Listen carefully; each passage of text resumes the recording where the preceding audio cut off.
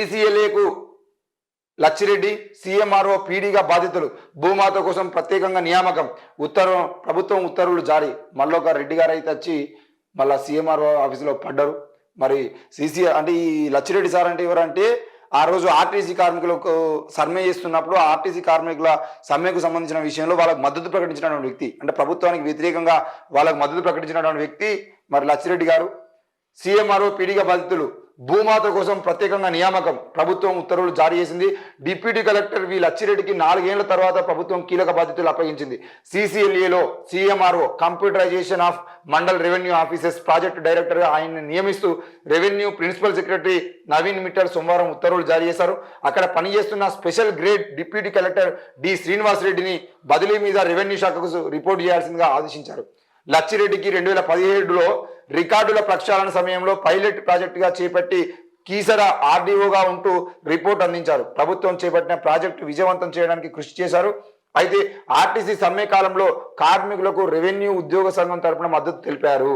ఇక్కడ చూడండి, ఆర్టీసీ సమ్మె కాలంలో ఆర్టీసీ కార్మికులు సమ్మె ఏదైతే చేసిరో ఆ సమ్మెకు సంబంధించిన విషయంలో ఆ ఆర్టీసీ కార్మికులకు రెవెన్యూ ఉద్యోగుల సంఘం నాయకుడుగా ఆయన పోయి వాళ్లకు మద్దతు ప్రకటించారు.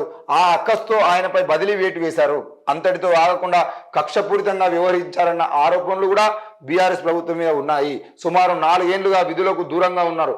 ఈ కాలంలోనే ఆయన ధరణి పోర్టల్ వైఫల్యాలు, కేసీఆర్ ప్రభుత్వం చేసిన అక్రమాల గురించి బహిరంగంగానే విమర్శలు చేశారు. సభలు సమావేశాల్లో సాంకేతిక లోపాల గురించి ఆధారాలతో సహా వివరించారు. అలాగే వీఆర్ఏ వ్యవస్థ రద్దును కూడా తప్పుపెట్టారు. దాంతోపాటు లాటరీ పద్ధతి ద్వారా ఇతర శాఖలకు పంపడాన్ని నిరసించారు. గత ప్రభుత్వంతో పూర్తిగా విభేదించారు. ప్రధానంగా ధరణి పోర్టల్ రూపకల్పన అమలుపై తీవ్రంగా విమర్శించారు. సెలవు కాలంలో కేసీఆర్ ప్రభుత్వంతో నువ్వా నేనా అన్న రేంజ్లో భూ ఆక్రమణలపై గలం వినిపించారు. అదే స్థాయిలో ఆయనపై బీఆర్ఎస్ ప్రభుత్వం కక్ష సాధించింది. కాంగ్రెస్ పార్టీ అధికారం చేపట్టగానే లచ్చిరెడ్డి విధుల్లో చేరుతారన్నట్లుగా రిపోర్ట్ చేశారు. కొత్త ప్రభుత్వానికి ముందు కూడా సీఎం రేవంత్ రెడ్డి వెంట ఉన్నారన్న ప్రచారం జరిగింది. ఎలాంటి బాధ్యతలు పోస్టు ఇవ్వకపోయినా భూ సమస్యలపై సీఎం రేవంత్ రెడ్డి మంత్రి పొంగులేటి నిర్వహించిన ఉన్నత స్థాయి సమీక్షలో ఆయన పాల్గొని పలు సూచనలు చేశారు. పవర్ పాయింట్ ప్రజెంటేషన్ ఇచ్చి ధరణి పోర్టల్లో మార్పులకు అవసరమైన చర్యలను ప్రతిపాదించారు.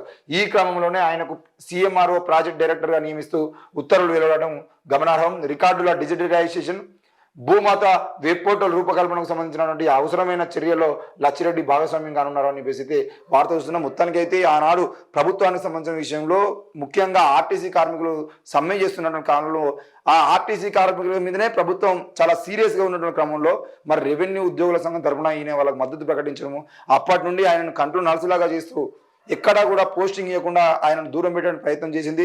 ఆ క్రమంలో ఆయన లాంగ్ లీవ్ తీసుకొని మొత్తానికి ప్రభుత్వానికి వ్యతిరేకంగా ఈరోజు ఆకునూరి మురళి లాంటి ఐఏఎస్లు ఏ విధంగా అయితే పనిచేస్తున్నారో మరి అట్లాంటి వాళ్ళతో కలిసి ఈయన కూడా లచ్చిరెడ్డి సార్ కూడా పూర్తిగా మొత్తానికి అయితే ప్రభుత్వము ధరణి పోర్టల్కి సంబంధించిన విషయంలో ఏం జరిగింది, ఎట్లా జరిగింది, ఎక్కడ అన్యాయం జరిగింది, ఎట్లా ప్రభుత్వ భూములకు సంబంధించిన విషయంలో వాళ్ళు ఆక్రమణలు చేసిరు అనే విషయాన్ని మొత్తానికి అయితే ప్రజల ముందు పెట్టడం ప్రయత్నం చేసిండు.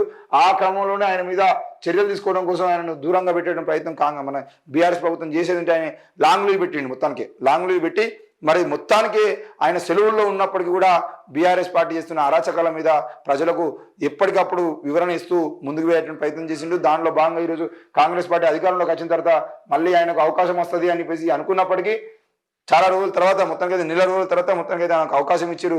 మరి ఈ రోజు మళ్ళీ బాధ్యతలు తీసుకొని భూమాత రికార్డులకు సంబంధించిన విషయంలో ఆ డిజిటలైజేషన్ సంబంధించిన విషయంలో పూర్తి బాధ్యతలు ఆయన తీసుకున్నాడనే అవకాశం అయితే కనబడతా ఉంది.